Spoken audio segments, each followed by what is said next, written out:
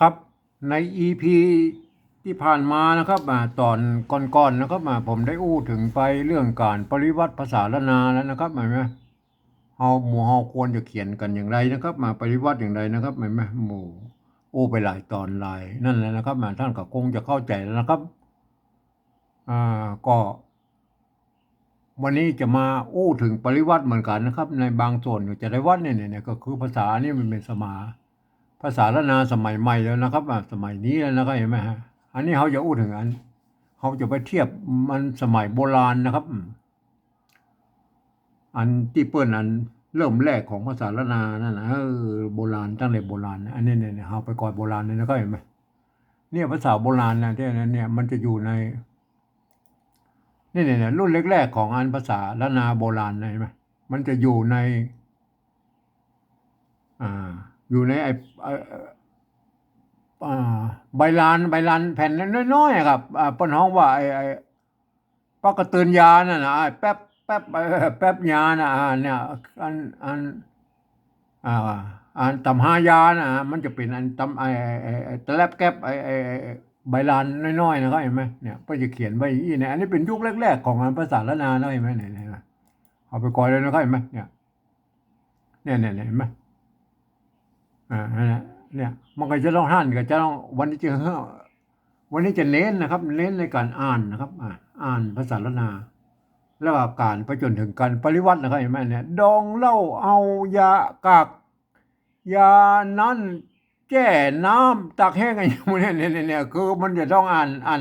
เดี๋ยวผมจะบอกวิธีการนะครับเอาไว้มันอ่านอย่างไรนะครับมาอันนี้เราดูอันนี้คือตำราถ้าไผ่มีนะครับไผ่มีก็เก็บไว้นะครับหรือหัดอ่านนะครับเห็นไหมหัดอ่านนะครับเพราะว่ากระเดี๋ยวผมจะบอกวิธีอ่านเนื้อนะครับเห็นไหมเนี่ยเป็นเนี่ยในตำราอย่างนี้นะครับเห็นไหมเอาไปดูก่อนนะครับเห็นไหมอันนี้ว่าเฮาเนี่ยอันนี้เป็นภาษาปัจจุบันแล้วนะครับเห็นไหมเนี่ยแล้วเฮาจะไปอู้ไอ้ปริวัติทีหลังนะครับเห็นไหมเนี่ยเอาแล้วเนี่ยเฮาเริ่มต้นเลยนะครับเนี่ยอันนี้ตัวนะเนี่ยไม้กาตัวไม้มันหนามเนี่ยอันนี้เป็นภาษาปัจจุบันหนามจะเซลเนี่ยหนามมาเฮาไปดูคำว่าหนามแล้วก็เนี่ยหนามในโบราณเปิ้นก็เขียนเนี่ยมันก็มาจากไอ้ภาษาโบราณนั่นนะครับมาเนี่ยหนามเห็นไหมเห็นไหมมันมีอยู่ในโบราณแล้วเนี่ยหนามแม่นหนามเห็นไหมอ่าอันนี้มันหมากครับหมากเนี่ยหมากหนามอยู่เนี่ยหมากไอ้มันเนี่ยตัวมะนะครับอันเนี้ยผมจะบอกวิธีอ่านให้นะครับเห็นไหมอันนี้ตัวมะนะครับตัวมะพวกก็มีตั้งแต่โบราณอะไรเห็นไหมเนี่ยตัวมะไม่กาอ่าถ้ามันมีไม่ชัดมันอ่านว่าหมาแล้วก็อ่านว่าหมาอ่านว่ามันอ่านได้3 เสียงนะครับอ่านว่าหมาอ่านว่ามาอ่านอ่ามันตัวมะนี่เป็นอักษรสูงนะเห็นไหมตัวมะเป็นอักษรต่ำนะตัวมะอักษรสูงเนี่ยพันได้3 เสียงแล้วก็คือตัวเสียงชัตวานะหมาเสียงมาเสียงเอกเนี่ยเสียงมาเนี่ยมันได้3 เสียงนะครับเห็นไหมเห็นไหมแต่ถ้าเป็นตัวมะเห็นไหมตัวมะมันก็มาเห็นไหมเสียงสมัญน่ะมาเห็นไหมเสียงโทปกติมาเห็นไหมเนี่ยมันเป็นยังไงมาเนี่ยมันแบ่งกับคนละ3 เสียงแล้วก็อันนี้เนี่ยเปิ้นแบ่งมาตั้งแต่โบราณแล้วนะครับแต่เพียงที่เปิ้นสมัยนั้นมันบ่มีไม่เอกไม่โทคือไม่เยาะไม่ขอจ้างอะไรเนี่ยเปิ้นใจไม่ซัดนี่นะครับเห็นไหมเนี่ยใจไม่ซัดเนี่ยไม่ซัดในกรณีนี้มันแน่บ้องเลยมันเป็นไม่ตัวกะอยู่ทั้งลุ่มเนี่ยมันมากนะอ่านว่าหมากอ่านมาหมากนะอันนี้ดิ้นมันได้แล้วเสียงเอกนะมันหมากครับหมากเห็นไหมอันนั้นคือไม้ซัดนี่มันแทนตัวกะไหนมาเนี่ยมันแน่พ้องนะครับไม้ซัดในสมัยนั้นนะมันมีทำหน้าที่หลายอย่างนะครับเห็นไหมเดี๋ยวเจอไปผมจะบอกไปเรื่อยๆนะครับอันนี้มันทำหน้าที่เป็นอันตัวกะอยู่ทั้งลุ่มเนี่ยไม้กักนะครับเห็นไหมเปิ้นห้องว่าไม้กักรุ่นหลังๆร้องว่าห้องไม้กักนะครับไอ้เนี่ยมันไม้ชัดเนี่ยมันแทนตัวกะอย่างรุ่นอ่านว่ามากนะฮะมากอันนี้เหรออันนี้เนี่ยไม้เกลือเห็นไหมไม้เกลือก็ไม้เกลือสมัยนั้นนะอันเปิ้นใจร่วมกันนะครับเห็นไหมสระสระเนี่ยสมัยนั้นเปิ้นยังใจร่วมกันนี่เนี่ยถ้าเป็นย้องกับมะเขือเนี่ยอันนั้นมะเขือใช่ไหมอันธรรมดาเฮาชาวบ้านทั่วไปเฮาก็ล้านนาทั่วไปอันมะเขือเนี่ยเขือใช่ไหมนะมันเขือใช่ไหมถ้าเป็นอันปุ้นไตลือมันเขือมันขึ้นเสียงไว้เนี่ยมะเขือมะเขือ มันไม่เยี่ยมมันก็ขึ้นเสียงมันขึ้นไปมะเขือนะถ้าเป็นอันล้านนาเจ้าเชียงใหม่มักเขือนะครับมักเขือ อันนี้เขือนะครับไอ้เขือไหมอันนี้ตัวเขือนี่มาอ่านได้3 เสียงนะครับอ่านว่าเขือเสียงจัตวาหรือเขือนะเห็นไหมหรือเขือเสียงโทพิเศษใช่ไหมเนี่ยนะเขือเขือก็แล้วก็เขือใช่ไหมเนี่ยกรณีอ่านว่ามักเขือนะ อันนี้เราอันนี้เนี่ยไม่แก่ไหมไม่แก่ตัวจ้าใช่ไหมอ่าตัวจ้าไปเอาสอนสูงอ่านว่าแจ๋ใช่ไหมอ่านว่าแจ๋ไหมหรืออ่านว่าแจหรืออ่านว่าแจ้ กรณีอ่านว่าแจ้ครับ อ่านว่ามักเขือแจ้ใช่ไหมเนี่ยใช่ไหมท่านไปหัดอ่านนะครับอันนี้เราอันนี้เนี่ยที่เราจะพ่อแล้วไอ้นามใช่ไหมตัวนะใช่ไหมตัวนะไม่กาสะกดด้วยตัวมะอยู่ตรงลุ่มเนี่ยเมื่ออันไม้อยู่ข้างหลังเนี่ยเปิ้นก็เอาอันตัวสะกดไว้อยู่ลุ่มไม้เนี่ยตัวมะเนี่ยหางมะอยู่ลุ่มเนี่ยก็หนามอันนี้มันหนามนั่นนะจะอ่านหนามก็ได้นะครับเสียงจรวาอ่านนามก็ได้นะครับอ่านว่าน้ำก็ได้นะอ่านได้3 เสียงนะครับเห็นไหมเนี่ยมันเป็นไอ้ตัวนะนี่เป็นอักษรสูงนะครับเห็นไหมกรณีนี่อ่านว่าหนามเลยไหมท่านแล้วก็ไปพิจารณากันเอาเองเลยหนามดำไหมดำไหมดำนี่มันเป็นดำเนี่ยตัวดะนี่มันเป็นอักษรกลางนะครับในภาษาล้านนานะครับเห็นไหมมันมันมีกะตัวดะตัวบะนะครับตัวแล้วก็ตัวอยนะตัวยะด้วยมันเป็นยังไงอันอักษรกลางของภาษาล้านนานะครับมันเหมือนอักษรกลางในภาษาธรรมอีสานนะครับธรรมอีสานนั่นเปิ้นมันเขียนอักษรตัวเดียวกันเหมือนกันจริงแต่อักษรอักษรอักษรกลางนะเปิ้นมีคนละแบบนะครับมันคล้ายๆออกไปทางภาษาไทยพุทธนะครับเห็นไหมอันนี้มันจะต่างกันอย่างนี้นะครับภาษาธรรมอีสานกับธรรมภาษาล้านนานะครับเห็นไหมเนี่ยอันนี้ก็อ่านว่ามากเขือแจ้หนามดำนะเนี่ยมันเป็นยังไงท่านก็ไปหัดอ่านแล้วก็ใช่ไหมมันอ่านได้3 เสียงนะท่านก็อ่านไปตามนั้นแล้วก็โอเคนะครับอันนี้หูเลยนะมากนะครับมากนะโอเคนะครับตัวพันนะครับตัวหนามนะครับหนามใช่ไหมหนามใช่ไหมเห็นแล้วนะหนามนะครับ อันนี้เราเนี่ยหนามนะครับหนามอันนี้เขาอู้ถึงปริวัตินะครับปริวัติหนามนะตัวตัวนะไอ้มันนะกันนอนหนูนะนะเนี่ยหอนอนะไอ้ไหมไม่กาอันนี้แบบที่2นะใช่ไหมแบบที่2แบบที่2เนี่ยหนามตัวห่างมากเอามาหนามใช่ไหมหนามแบบที่2นี่คืออันผมเอาใจแบบอันตามที่ข้อตกลงปลายปี28ของสภาวัฒนธรรมมหาวิทยาลัยเชียงใหม่มันตกลงกันไว้ว่าอีนะครับการที่จะเอาภาษาไทยเนี่ยมาปริวัติเขียนเป็นภาษาละนาเนี่ยก็ทำได้อยู่3 แบบหรือ3 รูปแบบมันก็แบบที่1นะเพื่อจะ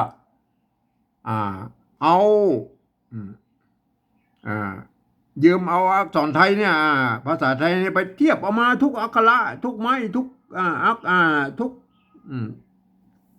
เครื่องหมายทุกอย่างมั่วสะปะสะเปะนะที่มันอยู่ในภาษาละนาไปอย่าเทียบเอามาหมดนะครับเห็นไหมอันนี้มัน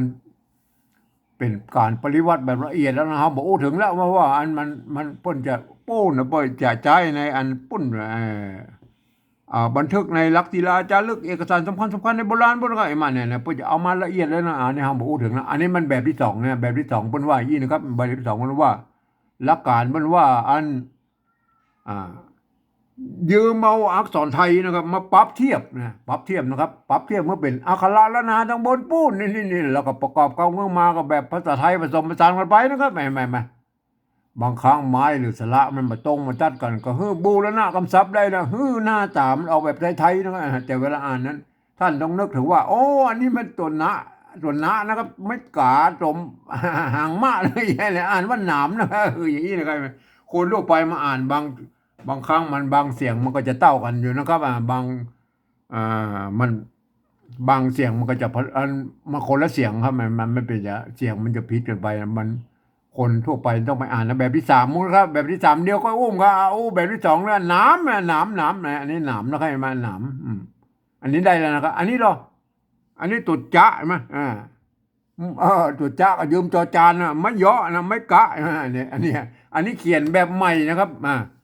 เขียนแบบใหม่ก็คือล้านนาแต่เฮาอันสะกด ตามเสียงที่กำอู้ของภาษาละนาปัจจุบันเนี่ยมันออกเสียงจะนะครับมาจะไปจะเซลจะอันอย่างมั่วจะหมดอ่ะมันจะมันเสียงเองนะครับไม่ไม่เนี่ยถ้าเขาเขียนอย่างนี้หรออย่างนี้มันก็จะนะครับมันจะนะมันจะตัวจะนะไม่กะกับจะนะครับลือบะไซนะครับมาโบราณพวกก็บะไซนะครับมาไม่กะเห็นไหมพวกเขียนเต้าอี้มันก็จะนะครับไม่ไม่เนี่ยเอาไปก่อยอันเนี้ยอันนี้จะเอาไปดูภาษาโบราณก่อนเด้อไอ้เนี่ยไอ้ตัวเดียวเนี่ยเนี่ยโอเคนะครับเห็นไหมอันตัวเดียวเนี่ยมันเนี่ยมาเอาเลยมาอันนี้เนี่ยเอาเนี่ยตัวหาเห็นไหมไม่ก่อไม่ก่อพวกก็มีแล้วนะครับเห็นไหมสมัยนั้นเห็นไหมไม่ก่อนะมีก้อนไม้กังมลแล้วก็มาอันยอดอยู่ตรงรูปนี่เป็นไม่ก่อนะครับเห็นไหมอันนี้เนี่ยอ่านได้3 เสียงนะครับท่านจะอ่านอันตัวหานี่เป็นอักษรทรงด้วยไหมก็อ่านได้3 เสียงก็อ่านเสียงจัตวาหรือเสียงเอกหรือเสียงโทพิเศษนะครับอ่านว่าหออ่านว่าฮอนะเสียงเอกนะอ่านว่าฮอนะเห็นไหมอ่านได้3 เสียงนะในกรณีนี้เขาไปอ่านไปตามเอาไปดูเทียบประโยคแล้วมันต้องอ่านว่าฮอนะก็ฮอนะเจ้าฮอนะอันนี้มันตัวนี่ไม่ตัวซะนี่เป็นอักษรต่ำน้อยแม่เนี่ยตัวซะมันเปียอยู่โดดๆนี่อ่านเป็นซะนะมันก็อ่านว่าซะนะครับเห็นไหมอ่านว่าซะเห็นไหมเป็นเสียงตีไหมซะอันนี้อ่านแบบเจียงใหม่ไต้หวันนะครับอ่านว่าซะนะฮ่อซะนะซะอันนี้ตัวป้าเห็นไหมไม่กาตัวหางเนี่ยอ่านว่าปลายนะปลายอ่านว่าปลายก็ได้อ่านว่าป้ายก็ได้อ่านว่าปลายมันได้3 เสียงปลายเสียงสมันใช่ไหมไอ้ป้ายเสียงโทยมั้ยป้ายมันเสียงตีมั้ยเนี่ยอ่านว่าฮอสะปายอ่านว่าฮอสะปายมั้ยเนี่ยอันนี้เราควายเนี่ยควายอันนี้อ่านว่าตัวข้าเป็นอักษรต่ำนะใช่มั้ยเนี่ยกำด้วยตัวว่าใช่มั้ยอันไม่กาสะกดด้วยหางหญ้าใช่มั้ยเนี่ยอ่านว่าควายก็ได้อ่านว่าควายก็ได้มั้ยอ่านได้3 เสียงในกรณีอ่านว่าควายนะครับฮอสะปายควายอันนี้เราตัวต้าใช่ไหมเก่าใช่ไหมเนี่ยถ้าว่ามีไม้ซัดเนี่ยไม้ซัดกรณีนี้มันมากำกับเป็นไม้โกบาลีเนี่ยไม้เก๋ก็ควบไม้กาเป็นไม้โกบาลีนะก็ไม่ภาษายุคนี้มันเป็นภาษายุคที่มันอยู่ที่หลังภาษาบาลีนะแม่มันมาเป็นภาษาเจ้าบ้านเนี่ยไหมเปิ้นก็เอาไม้ซัดกำกับไว้นะครับบางเรื่องมันเป็นไม้โกบาลีนะเห็นไหมเนี่ยบางครั้งมันก็ใช้ไม้กงกำกับไว้นะครับเห็นไหมมือมันเป็นไม้โกบาลีกับท่านจะนิยมกันไปนะครับไม้ตัดนี่มันจะนิยมในล้านนาทั่วไปนะครับไม้กงเนี่ยจะนิยมในปูนทำอีสานบุญนะครับเห็นไหมหรือล้านนาเป็นส่วนน้อยบางส่วนนะพวกก็ใช้ไม้กงก็โอเคนะครับท่านก็พิจารณากันนะครับมันผมก็แสดงให้ดูหลายเจือแล้วนะครับไม้กงกับไม้ตัดเนี่ยมันกับไม้โกบาลีนะเห็นไหมอันนี้อ่านว่าเต้าก็ได้นี่เสียงสมันเนี่ยอ่านว่าเต้าเสียงโทก็ได้เนี่ยอ่านว่าเต้าก็ได้กรณีอ่านว่าเต้านะเต้าอ่านว่าเต้านะตัวตะนะใช่ไหมอันนี้เหรออันตัวหน้าเนี่ยไม่กี่มันเนี่ยมันสมัยนั้นมันมีไม่เองไม่โทไม่เยาะมันก็จังละอ่านวันนี้ก็ได้นะตัวหน้าใช่ไหมไปเอาสอนตำนะแม่ไม่กี่อ่านวันนี้อ่านวันนี้อ่านวันนี้กรณีนี่อ่านวันนี้นะครับอ่านเลยอ่านเป็นประโยคแล้วนะครับฮ่อสะปายควายเต้านี้เนี่ยมันเป็นยังไงเต้านี้ ท่านเขาไปหัดอ่านนะครับหัดอ่านในปกเตือนของพวกนะอ่านภาษาฉบับนี้รู้สึกว่าพ่นจะเขียนตัวหนังสือที่มันหันง่าย แบบมันคล้ายๆแบบภาษาละนาปัจจุบันแล้วก็บางฉบับพ่นเขียนวัดแล้วก็อ่านยากหน่อยนะครับกระทั่งเอาไปแกะเอานะครับไปแกะอ่านนะครับฮ่อสะปายควายเต้านี้นะครับเอาไปดูตัวต่อไปแล้วไอ้ตัวสะเนี่ยแม่เนี่ยเอาดูเนี่ยเอาไปดูนะเนี่ยเขาจะดูไอ้เนี่ยตัวข้าเนี่ยตัวข้าเนี่ยตัวข้าอ่างยาวมันสร้างมาสมัยนั้นมันสร้างมาหมดแล้วนะข้าเนี่ยมาอันนี้บ้านเนี่ยมาอันนี้ไม่กาเนี่ยตัวหางหน้าใช่ไหมจะอ่านว่าบ้านก็ได้อ่านว่า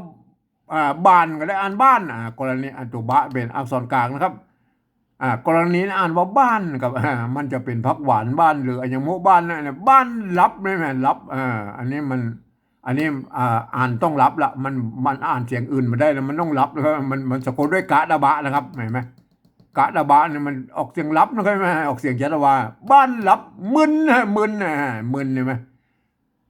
ไม่เก๋ใช่ไหมไม่เก๋มันมีอันไม่กี่อีแล้วเอาไม่สองไม่200ตวัดไว้ตรงกลางมึนนะมึนใช่ไหมอ่านว่ามึนก็ได้อ่านว่ามึนก็ได้อ่านว่ามึนก็ได้นะกรณีอ่านว่ามึนนะบ้านรับมึนนะบ้านรับมึนอันนี้เราหนังนี่มันหนังนี่หนังเนี่ยอ่านหนังก็ได้อ่านนั่งก็ได้อ่านนั่งก็ได้นะอ่านกรณีอ่านว่าหนังเห็นไหมมันอ่านได้3 เสียงนะท่านไปก็ไปแกะอ่านดูนะครับมามันเป็นประโยคนะครับเห็นไหมบ้านรับมึนหนังอันนี้มันค่าใช่ไหมตัวค่าก็อ่านไปเป็นตัวของมันนั่นแหละค่าใช่ไหมค่าอุยใช่ไหมอ่านอุยก็ได้นะมันเนี่ยตัวใช่ไหมมันอันสะกดตัวนั้นเนี่ยเนี่ยพอเอาไม้กุนี่ไว้ตั้งลุ่มเบ้เลยไว้ตั้งลุ่มเบ้มันเนี่ยเห็นไหมมันเหมือนมันป่นไปมันเป็นข้าอุยนะข้าอุยอ่านอุยก็ได้อ่านอุยก็ได้อ่านอุยก็ได้หรืออ่านอุยก็ยังได้นะครับกรณีเนี่ยมาอันตัวเนี่ยมันเป็นอักษรกลางนะมันเหมือนตัวบะเนี่ยมันสามารถได้อันจะอุยก็ได้นะครับจะอ่านอุยก็ได้นะอันเนี้ยสมัยนั้นมันไม่เองไม่โทนครับสมัยนี้ปนใส่ไม่ขอจ้างปนจะอ่านอุ้ยคาไก่อุ้ยหรืออุ้ยก็ยังได้แล้วมันเนี่ยมันเป็นเอี้ยมันเนี่ยมันสมัยเนี้ยอันนี้มันเป็นสมัยยุคแรกๆของภาษาละนาแล้วมันมีไม่เอกไม่โทไม่ยอไม่สั้นอะไรอ่านว่าอุ้ยก็ได้นะอ่านอุ้ยก็ได้อุ้ยก็ได้นะอุ้ยก็ยังได้นะไงมาเป็นอ่านว่าข้าอุ้ยข้าอุ้ยหนังข้าอุ้ยหนังข้าอุ้ยอย่างก็ว่าไปนะโอเคนะอันนี้หาดนะอันนี้ไปอันนี้ดิ้นมาได้แล้วเพราะมันเป็นอันสะกดด้วยกะดาบะนะครับเห็นไหมกะดาบะเนี่ยมันหาดมันออกเสียงเอกเลยหาดอันนี้ดิ้นมาได้มาได้ดิ้นมาได้ละอันตัวหาเนี่ยมันกะดาบะแล้วมันต้องเป็นหาดอย่างเดียวนะครับเห็นไหมหาดอันนี้เยิงเห็นไหมเยิงเห็นไหมเนี่ยอ่านว่าเยิงอะไรนะเสียงสมานนะครับอ่านว่าเยิงอะไรแล้วก็อ่านว่าเยิงอะไรก่อนนี้อ่านว่าเยิงนะหาดเยิงอันนี้ฝนเห็นไหมกินเห็นไหมฝนกินเห็นไหมอันนี้อ่านฝนเนี่ยอ่านฝนก็ได้อ่านฝนก็ได้อ่านฝนก็ได้นะครับเห็นไหมนะกรณีอ่านว่าฝนอันนี้กินใช่ไหมอ่านกินก็ได้อ่านกินก็ได้อ่านกินก็ได้นั่นเนี่ยมันอ่านได้3 เสียงนะครับเพราะฉะนั้นท่านก็ไปหัดอ่านแล้วนะครับฝนกินนั่นน่ะเนี่ยบ้านรับบืนหนังข้าอุยหาดเยิงฝนกินใช่ไหมก็ไปหัดอ่านนะครับไปหัดอ่านนะครับดูตัวต่อไปแล้วครับดูตัวต่อไปอ่าเนี่ยตัวอันไหนมาเนี่ยเห็นไหมปวดอันนี้ปวดนะไม่กลัวใช่ไหมเมื่อตัวดะมันมีตัวตะโกนแล้วมันตัดไม่กงออกนะไม่กงออกนะเห็นไหมอ่าปวดอันนี้มันตัวจ้านะครับจ้าตัวจ้าอะไรตัวก้าละโฮงเนี่ยก้าละโฮงหลังๆเนี่ยพนานเป็นเสียงคอนะครับไม่กี่ใช่ไหมสมัยแล้วมันใจไม่กี่นะสะกดตัวว่าอันว่าคิวนะจะคิวจะคิวจะคิวจะคิว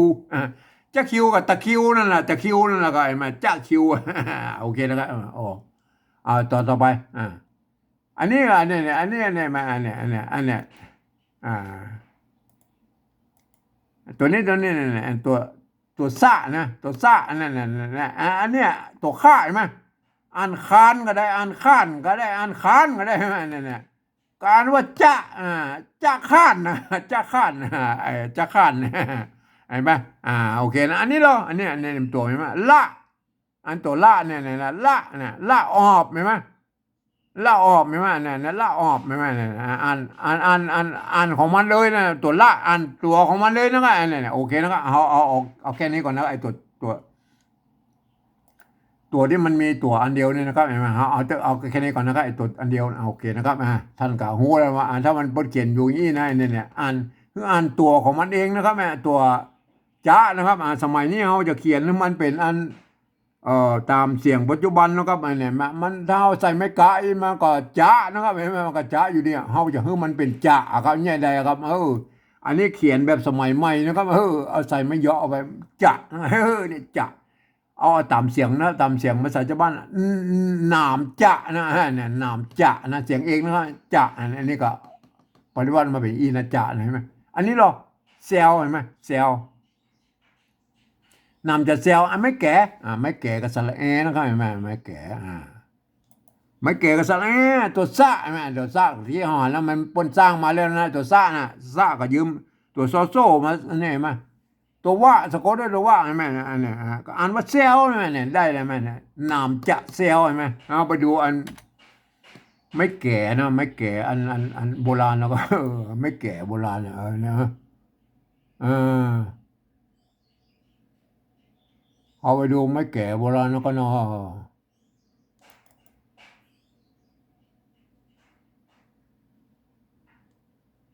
มันมีไหนเราไม่แก่เนี่ย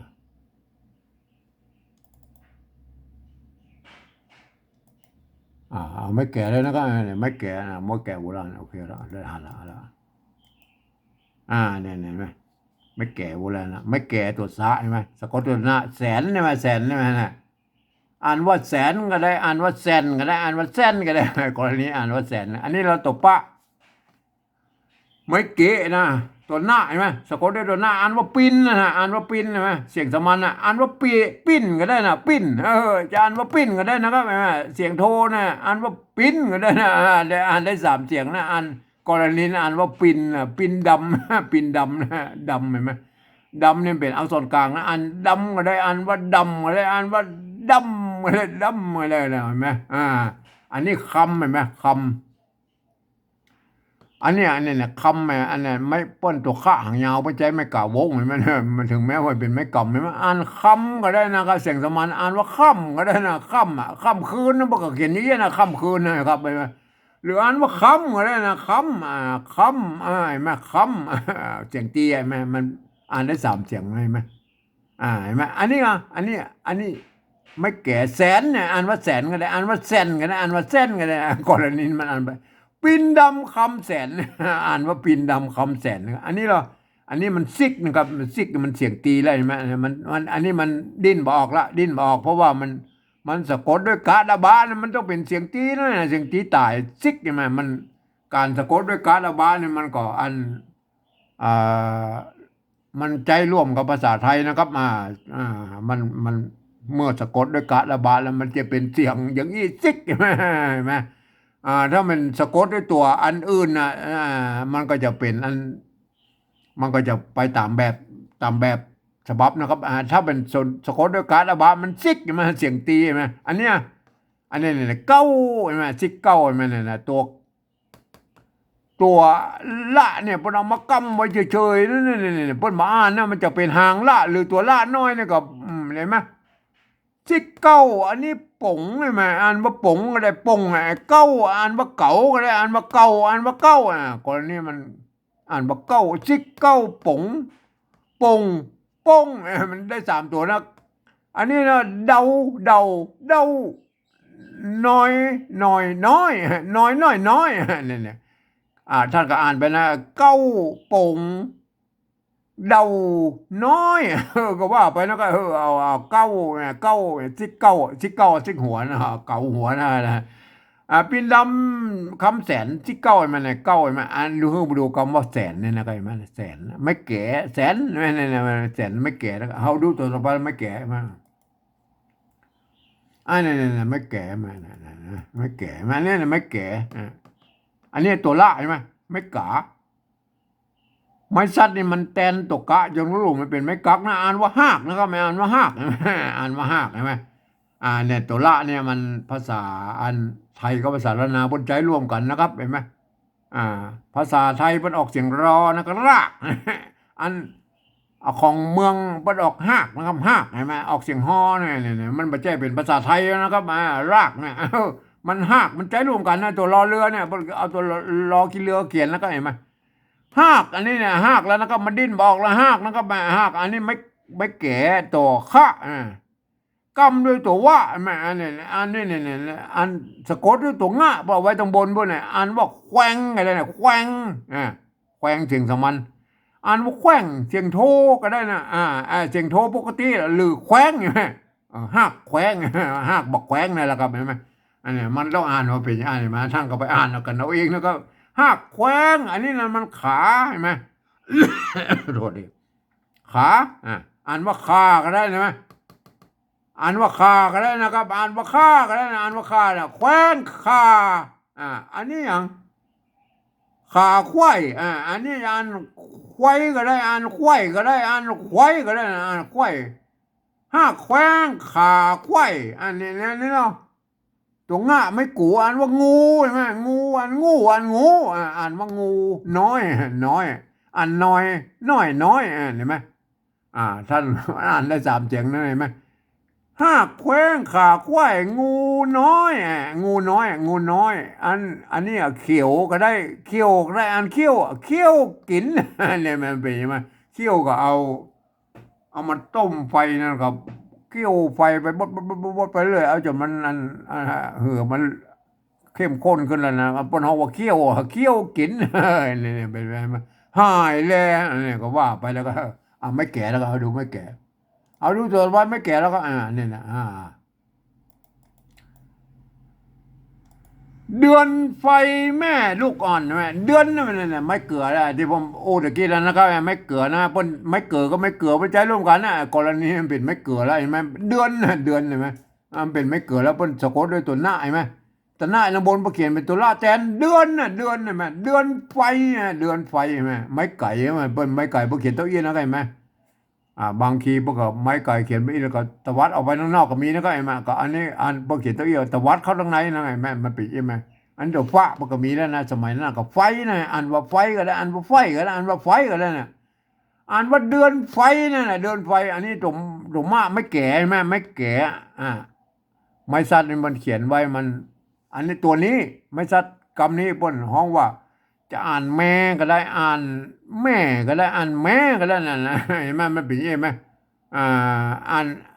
กรณีนี้อ่านว่าแม่นะครับแม่นะตัวอันนี้ตัวละไม่กูใช่ไหม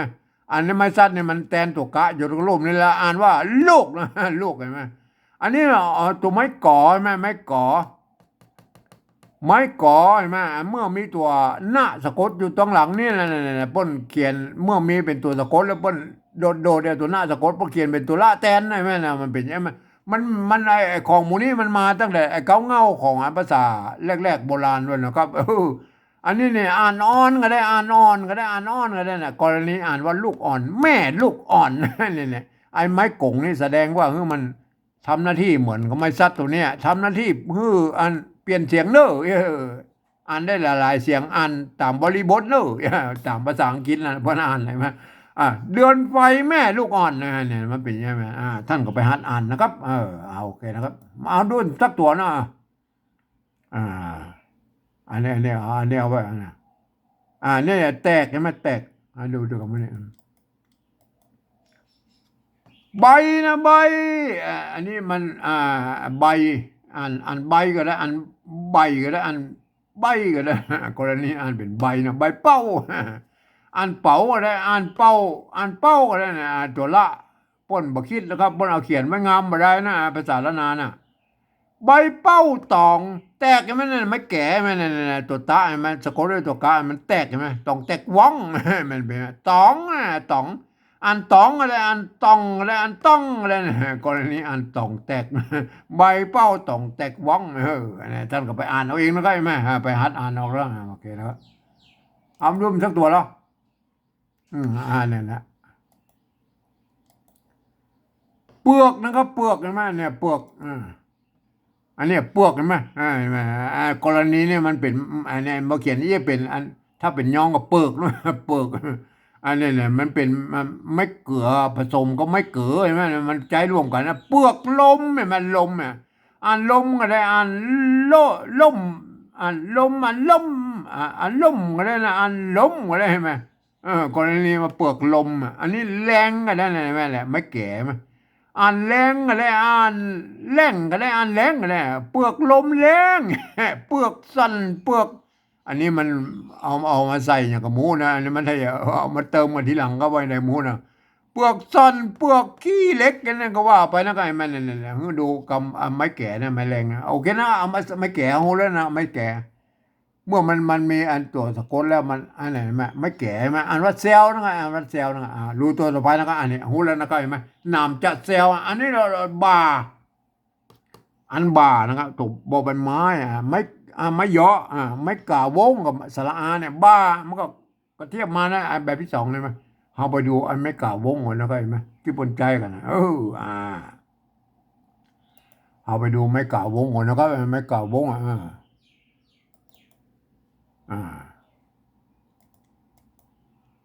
่าเนี่ยตะกี้นะ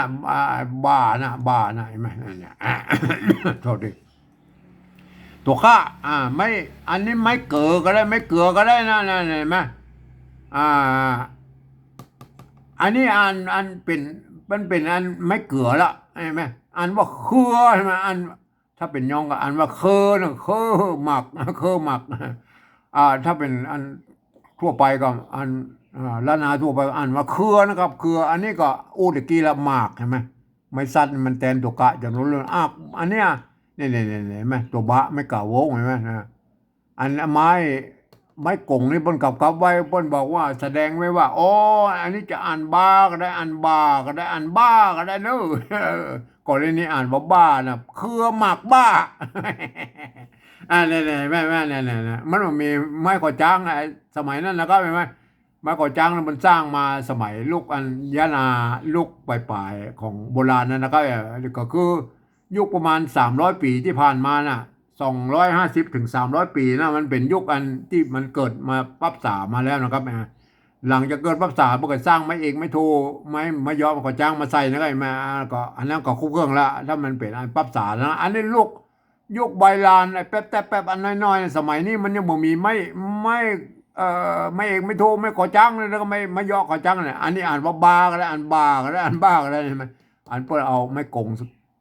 กำกับไว้เนี่ยมันก็เหมือนภาษาอังกฤษนะก็ท่านจะเอาเสียงใดก็ว่ากันไปนะก็อ่านว่าเครือหมากบ้านะก็เนี่ยอันนี้ก็เครือนะอันนี้เนี่ยตัวจ้าไหมไม่โกนะอันตัวง่าสะกดไว้ทั้งบนปุ้นเปิ้นมันเอา2 กำมาซ้อนกันได้มาอันตัวจ้าไม้กาตัวเห็นไหมมันก็อ่านว่าจุ้งจานะครับจุ้งจาลิงเห็นไหมไม้ตัวลิงเห็นไหมไม้กี่เห็นไหมสมัยนั้นลิงบนใจไม่กี่นะครับไม่กี่แม่เนี่ยสะกดตัวง่ายแม่อ่านลิงอะไรอ่านลิงอะไรอ่านลิงอะไรกรณีอ่านว่าลิงจุ้งจะลิงคือจุ้งจะลิงท่านจะคงหูนะครับไอ้ตั้งใช่ไหมอันนี้อันสองก็ว่าเนี่ยสอง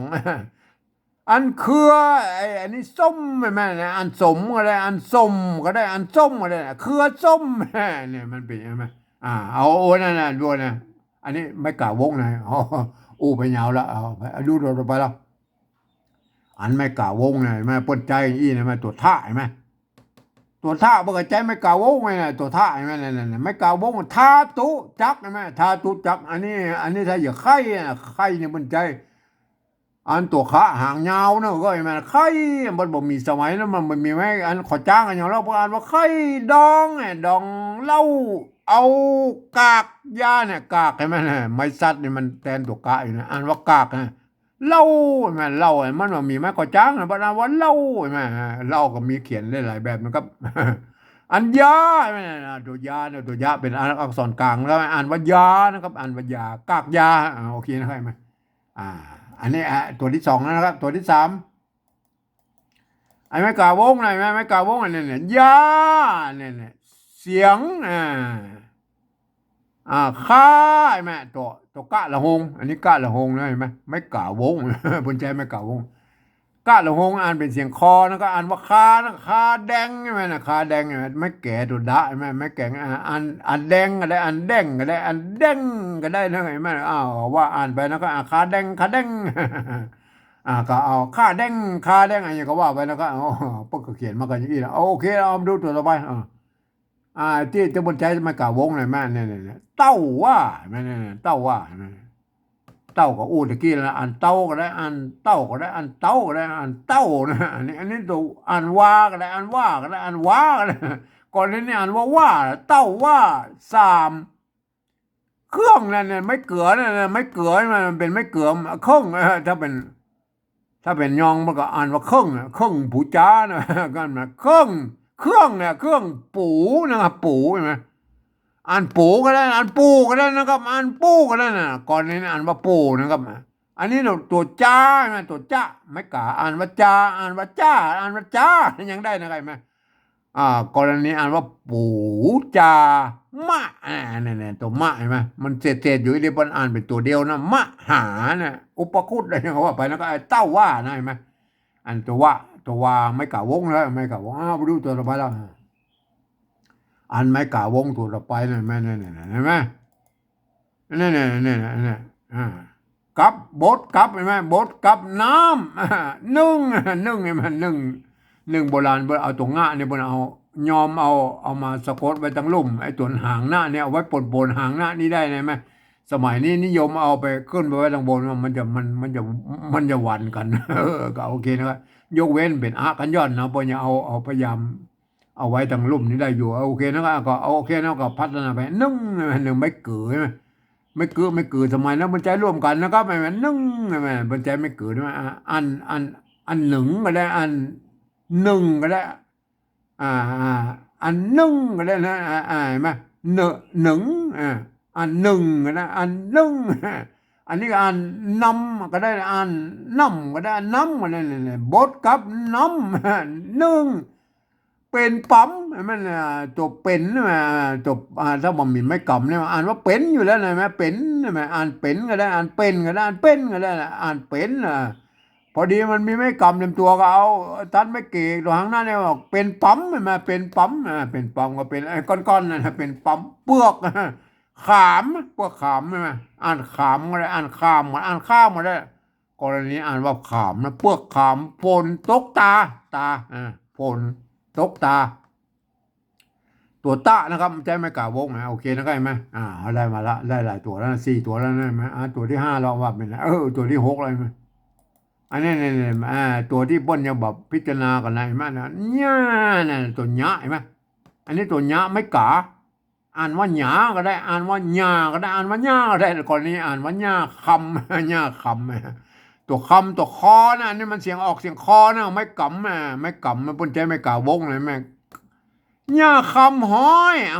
นห้อยก็ได้อ่านห้อย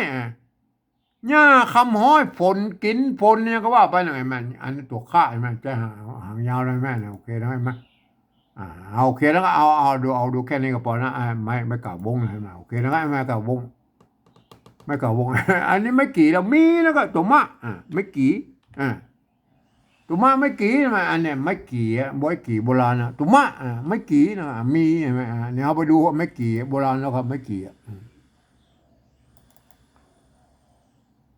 ไม่กี่โบราณพวกเขียนได้ยังไงเนี่ยไม่กี่มันเนี่ยตัวคะไม่กี่ตัวกะเนี่ยไม่กี่นะก็คือไม่กี่นะครับถ้าว่ามีขีดอยู่ข้างๆนี่นะครับมีขีดอยู่ข้างๆนี่อันเป็นไม่กี่นะครับเห็นไหมอันมีขีดอยู่ข้างๆนี่เป็นไม่กี่นะครับอ่านว่ากี่อ่านว่าขีก็ได้นะเสียงจัตวาใช่ไหมตัวคะใช่ไหมคะแบบก็สอนส่งก็อ่านว่าขีก็ได้อ่านว่าขี้ก็ได้อ่านว่าขี้ก็ได้กรณีอ่านว่าขี้นะครับอันนี้นะตัวเล็กใช่ไหมตัวเล็กอันไม่เก๋ตัวละมันมันอันนี้มันมีอันไม่กะอยู่ขีดข้างๆข้างมีไม่กักอยู่ตรงบนด้วยมันนี่มันแบบไม่กักนี่มันถ้าบอกมีไม่กักนี่เนาะก็ถ้าบอกมีไม่กักนี่มันไม่เก๋นะครับไม่เก๋อ่านว่าเละนะครับอ่านว่าเละไม่เก๋อ่านว่าเละนะเอาใส่ไม้ซัดไปไม้ซัดนี่มันแตนตกกะเป็นไม้กักนะครับมันแตนตกกะอยู่ทั้งตัวนี่มันเมื่อมันเละแล้วมันใส่ไม่อันนั้นมาตัวกะเข้าไปมันก็เป็นเล็กนะครับมันเล็กใช่ไหมขี้เล็กนะฮะอ่านว่าขี้เล็กนะครับเอาโอเคนะครับไม่กี่นะครับดูเมียมก็ไม่กี่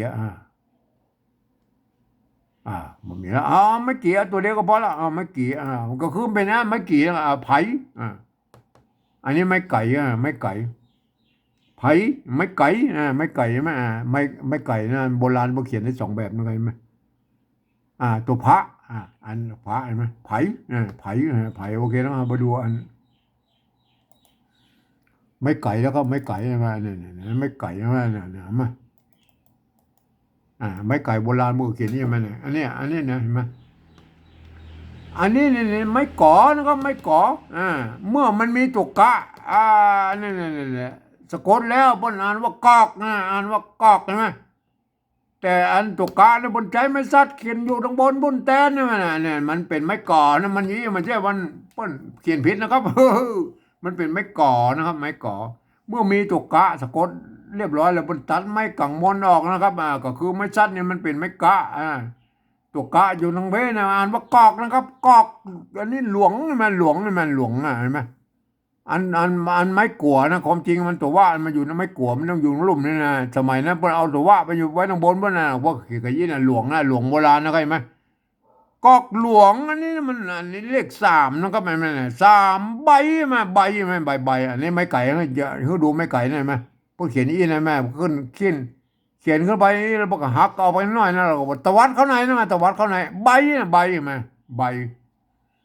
กอกหลวงสามใบนะสามใบเห็นไหมโอเคนะครับสร้างกับไปหัดอ่านกันนะครับเห็นไหมเขาดูตัวต่อไปแล้วไม่ไก่อันแถมตัวนะเห็นไหมแถมฉบับหนึ่งไหนไหมเนี่ยอันนี้แถมฉบับหนึ่งนะครับเห็นไหมมันก็มีหลายตี้นะครับภาษาละนายไหมเนี่ยอันนี้อย่างไรอันนี้เนี่ยไว้เห็นไหมเนี่ยไว้ใบอันนี้ตัวอันนี้เนี่ยมันหันบอกให้ชัดเลยตอกอะไรอย่างเงี้ยอันนี้ไม้ไก่ใช่ไหมไม้ไก่เนี่ยตัวว่าใช่ไหมไม่ไก่พวกเขียนขึ้นไว้ยี่ไหนมาเนี่ยเปิ้นตวัดมาเนี่ยไอ้ฉบับอันนี้ฉบับนี้เปิ้นตวัดออกข้างนอกเห็นไหมไม่ไก่เปิ้นตวัดออกข้างนอกนะอันตะกี้มันตวัดเข้าในนะแม่เมื่อกี้ฉบับตะกี้เห็นไหมอันนี้ตัวว่าเห็นไหมอันไวก็ได้อันไหวก็ได้อันไวก็ได้อันไวนะครับไวอันว่าไวนะครับไวอันนี้ตัวก้าไม่ก่อใช่ไหมก้อใช่ไหมพวกเขียนตัวเอียไม่เป็นตัวพิเศษนะครับเห็นไหมโทษดีอ่า ไม้ก่อเนี่ยก็นะครับแม่ไว้เราดูแล้วนะครับไม้ไก่นะครับมันมีสองแบบนะไม้ไก่นะครับไว้อันนี้เราไม่เกี่ยใช่ไหมอันเสี่ยงนะครับเสี่ยงใช่ไหมไม่เกี่ยนะครับกรณีนี้มันเป็นไม้เกี่ยนะครับเมื่อมีตัวสะกดแล้วบรรทัดไม้เกี่ยวตรงบนนะไม้เกี่ยนะเอาไปดูอันไม้เกี่ยโบราณก่อนแล้วก็ก่อนเขาจะมาดูอันเนี้ยเนี่ยอันไม่เกี่ยนะมันเป็นยี่ไอ้แม่เนี่ยไม่เกี่ยเนี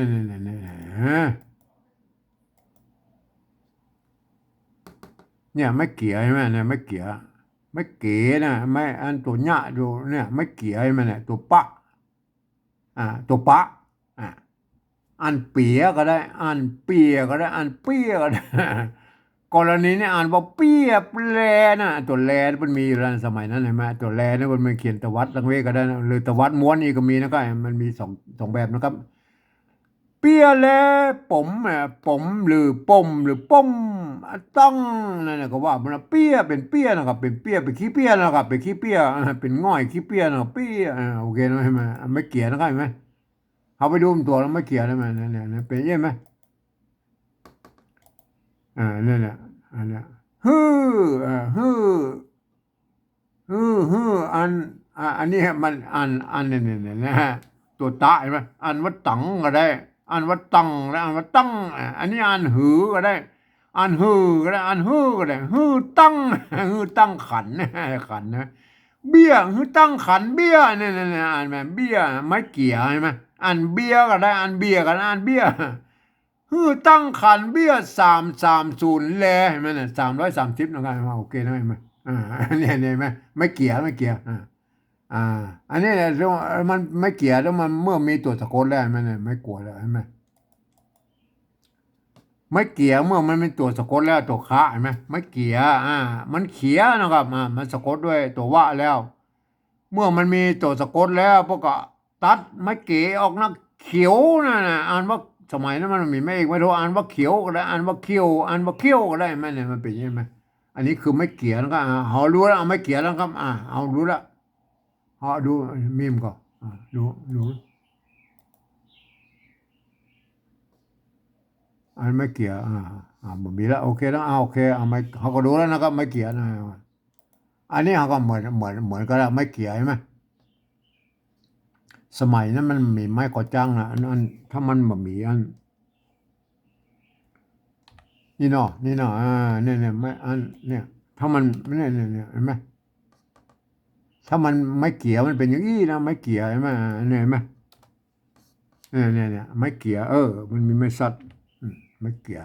ใบสัตว์นี่มันถ้าไม่เกี่ยวแบบมีไม่สัตว์นี่อ่ามันเป็นอันแบบทำอีสานเนาะหรืออัน ตังไตลือตังแป้นั่นเชียงไฮ้ละปูนพะเยานะก็บนใจไม่ซัดนี่ว่าถ้าเป็นอัน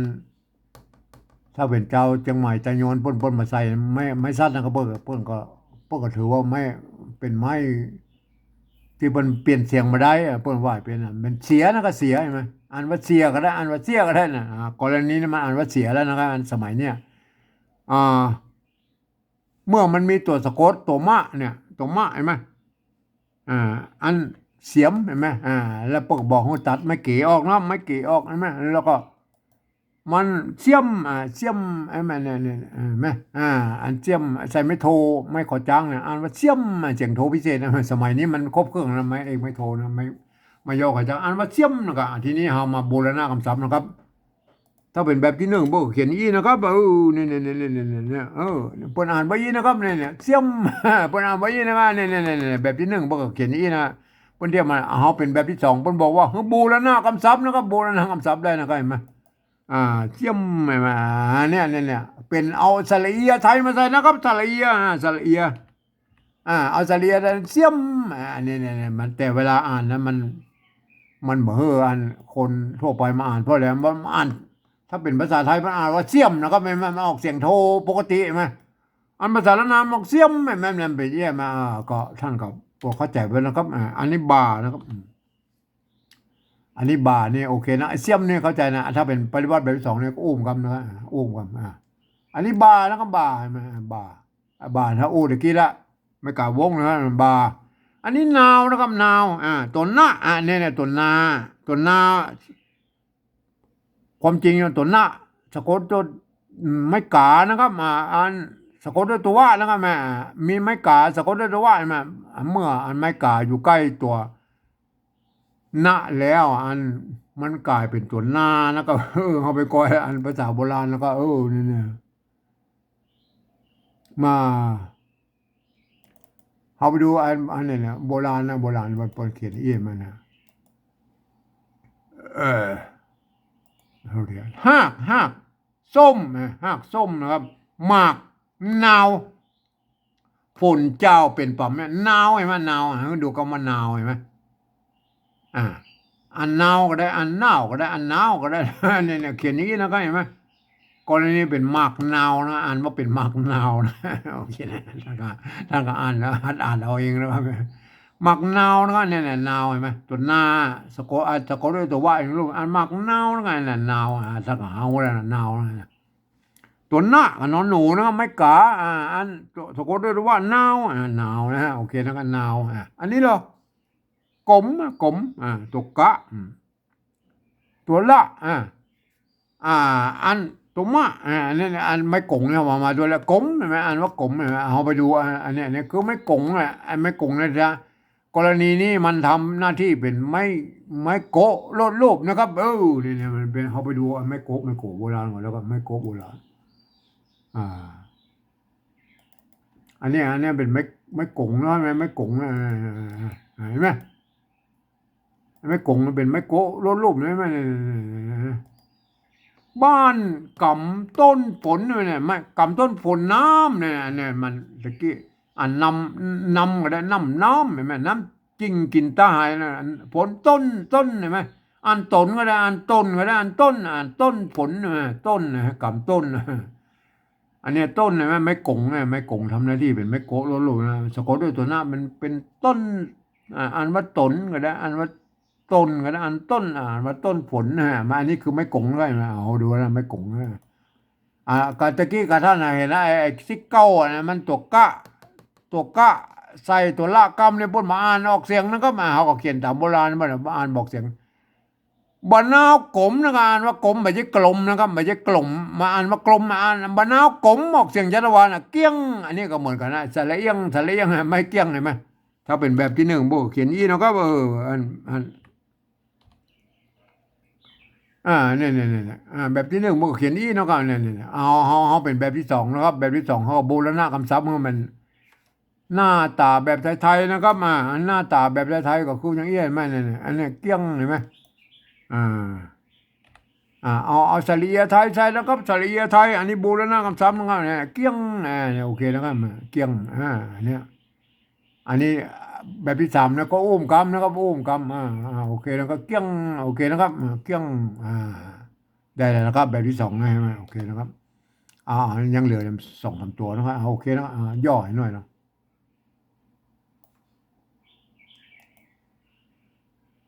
อันนี้ก็ยังน้อยไปเว้ยเอามือกันโอเคแล้วก็มือได้อยู่บ่มีนะครับอันนี้คำว่ามันมีคำว่าบ่และมีนะครับมันเป็นภาษายุคอันละนายุคปลายๆแล้วเปิ้นก็เอามาอันคำว่าบ่ก็มีนะความจริงมาเขียนแยกกันนะครับเปิ้นก็เลย เอาบ่อก็มีนะเนี่ยมีอยู่ตรงนี้เห็นไหมกับบ่อเนี่ยบ่อเขาไปดูบ่ออันโบราณก่อนนะครับเอาไปดูบ่อโบราณก่อนนะเนี่ยมันก็เหมือนก้อตะกี้นะครับเนี่ยอันบีเก้าลิ้นปองบ่อได้ลิ้นใกล้เนี่ยบ่อเห็นไหมคำว่าบ่อเนี่ยมันเป็นไม้ก่อนะครับแล้วก็จะต้องมีมะยออ่านว่าบ่อนะป้นสมัยนั้นมันมีมะยอไม่ขอจ้างนะพวกอ่านเขียนเท่าอี้นะป้นตัดอากันย้อนออกไปนะเหมือนมันเป็นอันตะกี้เอาอากันย้อนใส่มันก็มันจะไปเหมือนคำว่าบ่อน้ำบ่อหินบ่ออย่างนั้นพวกเอาบ่อไม้พวกเขียนเท่าอี้นะมาอ่านพวกเขียนมาตั้งแต่โบราณแล้วเนี่ยมายุคต้นได้ไหมนะบ่อนั่นก็บ่อได้โอเคนะครับเมื่อบ่อก็มีน่ะเอามาผสมกันแล้วมันก็เลยกลายเป็นอย่างอี้ครับเป็นอันเอาตัดไม้กังบนออกเหี่ยแล้วก็เอาไม้กี่มาไว้ข้างบนเนี่ยอันเห็นไหมแล้วก็มีแหละทีนี้เขาก็บูรณะกำจับไปเนาะ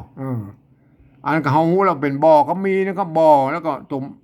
มะกับมอไม่อีมีนะบ่มีเห็นไหมโอเคนะครับอันนี้ก็บูรณะกำจับนะครับเห็นไหมอันนี้บูรณะกำจับนะครับบ่อมีนะครับไผ่อันนี้ไผ่เนี่ยตะกี้ละไผ่ไม่ไก่ตัวพระอันนี้แล้วตัวข้าตัวข้านี่ปุ่นยืมตัวคอตัวข้าตัวนี้ปุ่นยืมตัวคอคนมาเป็นนะอันนี้ไม่กือใช่ไหมอันนี้ไม่กือสระใช่ไหมสมัยนั้นมันไม่กือมันใจร่วมกันนะครับเราไปดูไปดูก่อนนะครับ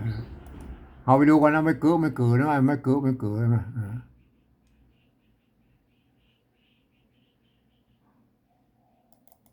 เนี่ยไม่เกิดนะโอเคแล้วกันไหมน้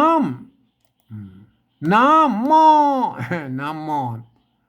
น้ำก็ได้นะน้ำก็ได้น้ำก็ได้น้ำความจริงเป็นน้ำนะว่าน้ำอันนี้หมอก็ได้หมอก็ได้หม้อเนี่ยหม้อน้ำหม้ออันนี้หนึ่งก็ได้หนึ่งนึ่งนึ่งน้ำหม้อนึ่งนี่ไม่สมัยนั้นไม่กือมันมีนะครับสมัยนั้นมันไม่กือมันใจร่วมกันนะก็คือไม่กือนี่มันก็อันเดียวกันนะครับมันเป็นยังไงไหมมันมาแยกกันตอนปลายๆนะครับโบราณยุคปลายๆพนมาแยกเป็นไม่กือนะครับสระเสียงสั้นเสียงยาวนะครับเห็นไหมสมัยนั้นมันใจร่วมกันอยู่นะครับเห็นไหมน้ำมันนึ่งนะไม่กือนะหูแล้วนะมันใจร่วมกันนะครับทีนี้หูใจร่วมกันแล้วเนี่ยหูละไม่กืออันนี้มันไม่กือบุญสร้างมาทีหลังแล้วสมัยยุคปัจจุบันได้ไหมล้านนาโบราณยุคปลายๆถึงยุคปัจจุบันเลยไหมอันนี้ตัวง่าใช่ไหมตัวง่าก็ครึ่งใช่ไหมครึ่งโอเคแล้วก็มาเลื่อนไปหน่อยครึ่งใช่ไหมว่าครึ่งใช่ไหมได้อันนี้คือภาษาปฏิบัติแบบที่สองนะครับเห็นไหมการว่าอย่างนี้นะครับเห็นไหมเนี่ยต้องใจภาษาแบบละนาต้องหันว่าเป็นภาษาละนานะครับเห็นไหมเนี่ยหันว่าเป็นตัวนะไม่กาตัวมะนะตัวจะนะครับไม่ย่อนะครับไม่ย่อไม่กาไม่แก่ตัวซ่าใช่ไหมเนี่ยว่านามจะเซลบ่มีไผ่เสียมนาบ่านาวกลมเกี้ยงบ่มีไผ่คึงอันนี้ตามสำเนียงเชียงใหม่ไต้ยวนนะครับก็เห็นไหมสำเนียงไต้ลือก็จะแป้งกับไปหน่อยนะครับสำยองไต้ยองกับแป้งน้อยนะครับแต่ควรจะเขียนควรจะใจร่วมกันนะครับจะเป็นไต้ลือไต้ยองไต้ยอดไต้เขินไต้ยังกับควรจะกี้นะครับจะใจแบบเดียวกันนะสำหรับแบบที่สามนั่นนะภาษาสภาวัฒนธรรมมหาวิทยาลัยประกำหนดไว้ว่าอย่างนี้นะครับมันฟังหลักการมาฟังเอาเสียงภาษาดังๆตำบลปุ้นใช่ไหมมาคนละหลักการแบบที่สองนี่นะครับฟังเสียงออกมาได้ก็เอาภาษาที่เขียนไปจะนั่นไงปกโอ้ตัวเย็นนะครับปกเริ่มเกิดไปนอนสมัยนั้นนะ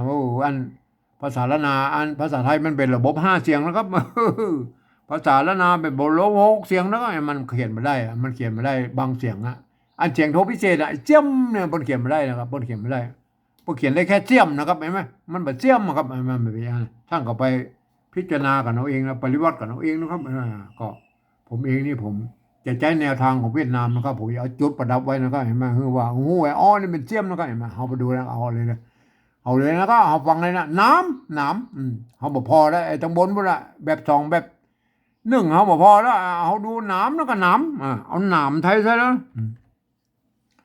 เนี่ยหนามไทยไหมเนี่ยหนามไทยอ่า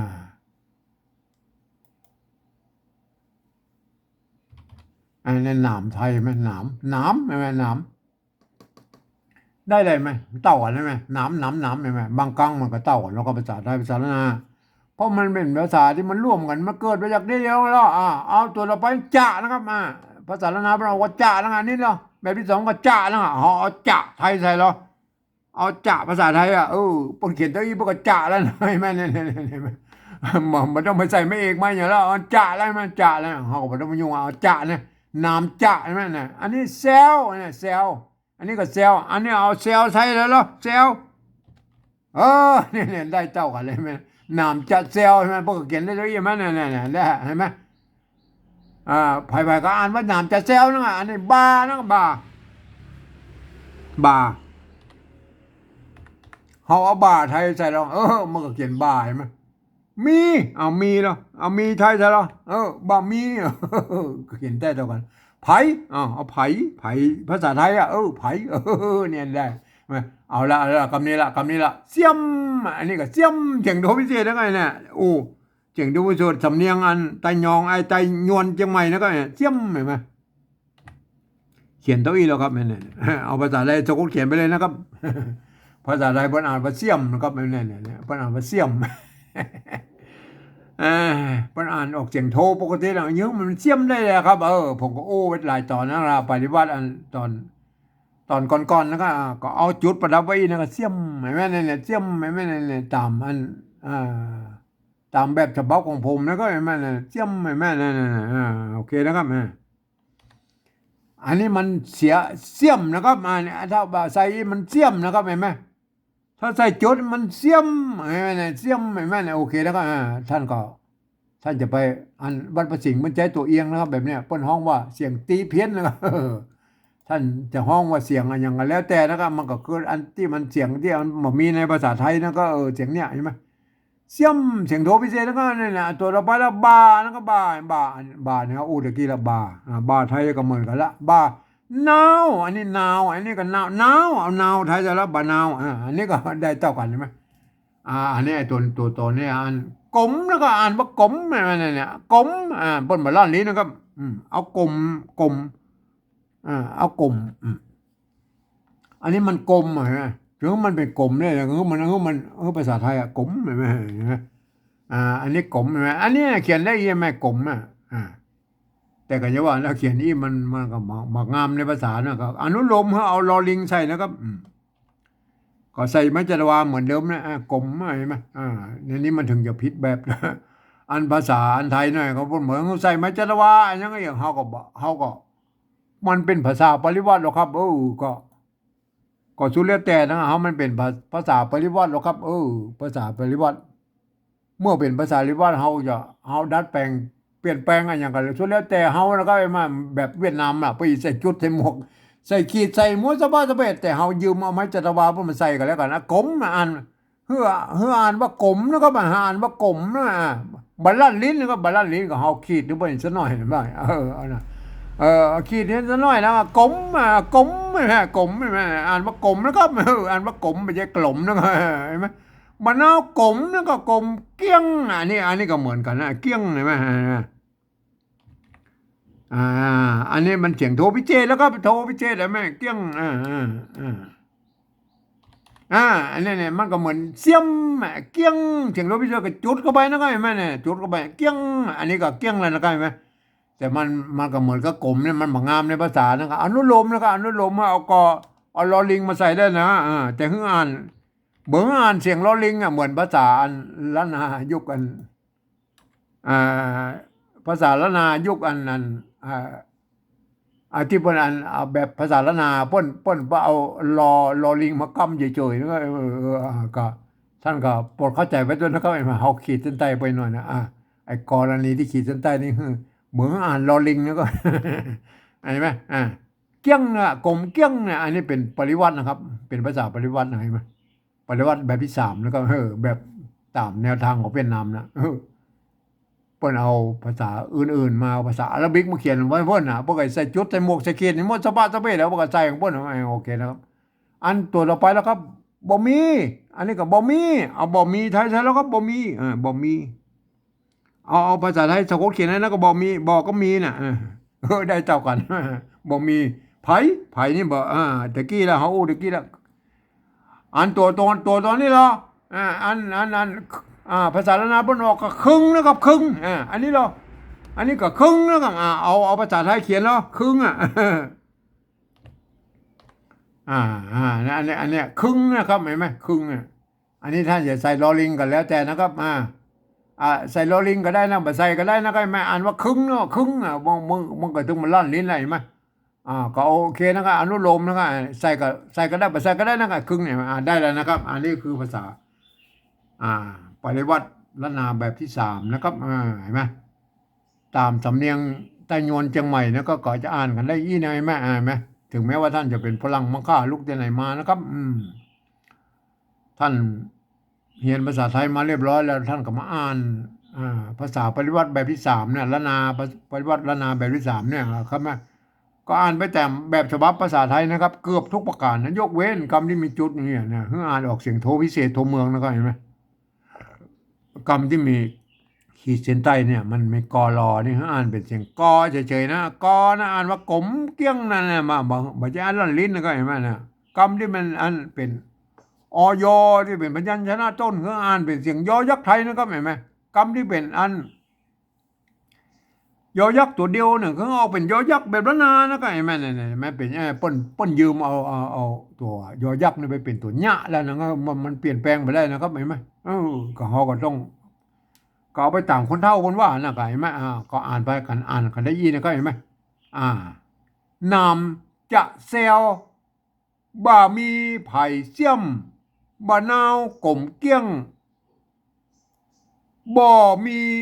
ไผ่คึงไม่มันเป็นยังไงไหมอันนี้คือสำเนียงตะโยนยังใหม่แล้วก็ครับเป็นสำเนียงอื่นๆนะท่านก็ไปคิดกันค้นกันเราเองนะภาษาปฏิบัติแบบที่3เนี่ยแต่อันแบบที่2เนี่ยหมู่เฮาจารณาเฮาควรจะเขียนเอาหลักการของสภาวัฒนธรรมมาเขียนก็มันจะได้เหมือนกันนะครับไม่ว่าก็เปียแต่เวลาอ่านนะถ้ากับอ่านตามสำเนียงของท่านนะครับท่านจะเป็นไตลื้ออันแป้นานยังไงบรรยาวท่านก็อ่านไปตามสำเนียงของท่านนะครับท่านจะเป็นไตยองกับท่านก็อ่านไปตามสำเนียงของท่านนะครับมาก็แล้วแต่นะครับ แล้วมันจะเหมือนกันนะภาษาละนาของเขานะครับเห็นไหมครับวันนี้ผมก็มายาวนักแกนะครับเรื่องภาษาเก้าเง่าของภาษาละนาเพิ่นเขียนมาอย่างใดนะครับมันมีมาอย่างไรมาจนมาถึงปัจจุบันนะครับมาถึงปัจจุบันเนี่ยเราต้องปฏิวัติให้คนอื่นที่เพิ่นได้หูหันโดยมันก็ควรกับที่ปฏิวัติก็ควรจะเขียนอย่างนี้นะครับมาโดยผมเองนี่ผมใช้หลักการนั้นของสภาวัฒนธรรมมหาวิทยาลัยเชียงใหม่มาเป็นหลักนะครับเห็นไหมแต่การแนวทางปฏิวัติแบบที่3นั่นผมจะใช้แบบตัวอย่างแบบเวียดนามนั่นนะครับประเทศเวียดนามเนี่ยเปิ้นปฏิวัติภาษาของเปิ้นเปิ้นใส่จุดใส่หมวกใส่ขีดใส่หมวกชาวบ้านเม็ดเพิ่นไม่ได้ตามเสียงเปิ้นผมก็อันที่ภาษาไทยเพิ่นเขียนได้พวกเอาจุดภาษาไว้อย่างเช่นตัวเนี้ยเห็นไหมตัวเสี้ยมน่ะเสียงโทพิเศษเห็นไหมท่านก็โปรดเข้าใจไว้ด้วยนะครับเห็นไหมท่านจะไปเรียนแบบนี้แล้วก็สุดแล้วผมก็บ่ได้สงวนลิขสิทธิ์นะครับเห็นไหมก็สุดแล้วแต่ท่านนะครับขอให้ท่านไปพิจารณากันนะครับวันนี้ผมก็ขอบรรยายเพียงแค่นี้นะครับ